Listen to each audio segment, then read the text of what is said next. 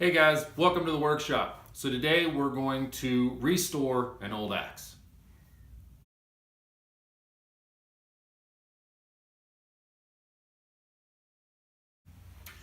All right, so here's the old axe that we're going to be restoring. It is in pretty bad shape. I'll show you in a minute.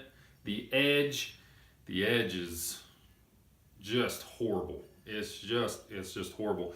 And then on the butt, you can tell where they were striking, probably the splitting maul. So I'm going to file that down and get that squared back up.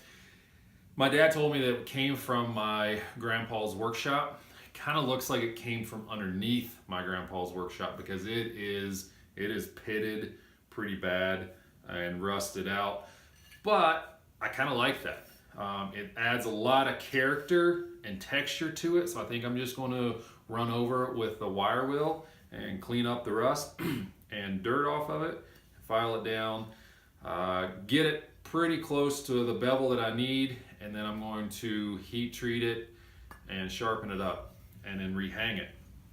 Speaking of rehanging it, I wanted to go and get a full stock size piece of hickory, and I couldn't find one thick enough to make the handle. So I did have to go to the hardware store and get a basic stock handle. It's got a ton of lacquer on it, so I am going to sand it down, put a char on it, and then use boiled linseed oil as a finish. So I'm cheating a little bit because I did want to make it, but I'm using what I got, and this is what I got. I already did one. I did it last night. This one was in much better shape, so it didn't take me near as long. But something that I did find out was on the top of the butt right here, it says Homestead. It's got a stamp across it, it's Homestead. I researched it. The manufacturer, I believe, is Collins. Homestead was their kind of run-of-the-mill that was in most hardware stores around 1970, 1980. So this isn't that old, but you know, it's my grandpa's, and that's kind of why I want to restore and hold on to it. After looking at this one, I thought maybe because it looked so bad, it was a bit older, but I'm starting to see, after finding this stamp, I am starting to see there is another stamp, and it looks like it does say Homestead. So once I get it cleaned up, I should be able to tell a little better. But again, it's my grandpa's, and that's probably the biggest deal for me. And this thing, I think, is just going to have a ton of character. So even if it's not if I don't use it a lot, it's going to look cool. So let's get to restoring.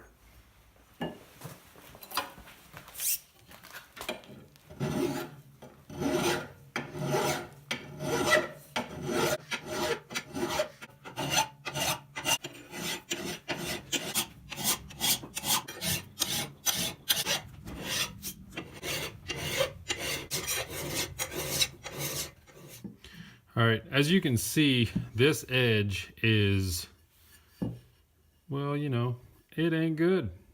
It's horrible. So what I'm gonna have to do, I'm gonna have to re-establish the radius of the bit here. And then from that point, I'll put my bevel on either side. And yeah, you can see, you might be able to see a little better now how pitted this really is. And I'm just wanting to, like I said, clean the dirt and the rust off of it. Yeah, I mean, I guess some people are going to say that's ugly, but I like it. I mean, it just shows so much character.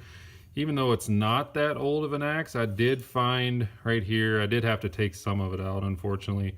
I think once I get it cleaned up, you'll be able to see Homestead right across that. But yeah, I think it's just going to look really cool. Even though it's not that old of an axe, it's going to look pretty old. So, and you know, old things are cool. So we'll establish that line and start our bevel. Just got to draw me a new line.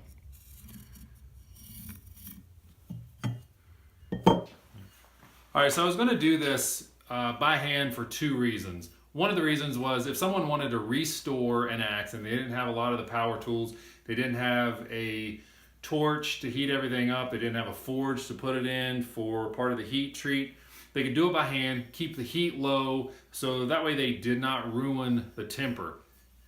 I figured I would probably have to re-temper it, but I skated the file across it to start cutting this down, and it's still pretty hard.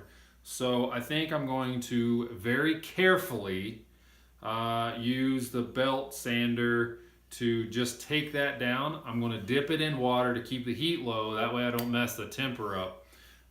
That'll just kind of alleviate a couple steps and a lot of time during that heat treatment. So again, be really careful if you decide to do that, because you could ruin the heat treatment and you'd have to start all over with that.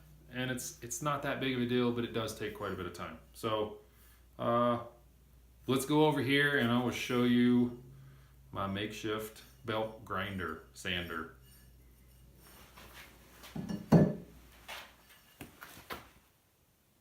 Is that a belt sander? Why, yes it is. This kind of goes back to wanting to do it all by hand, mainly because if you don't have some of the specialized tools, you got to do it by hand.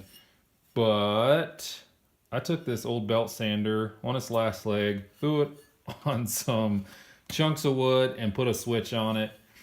It works. It's not the best until I get a good belt grinder, which I've been looking for. This is working. So, need a tool, make a tool. That's what it's all about. And do what you can.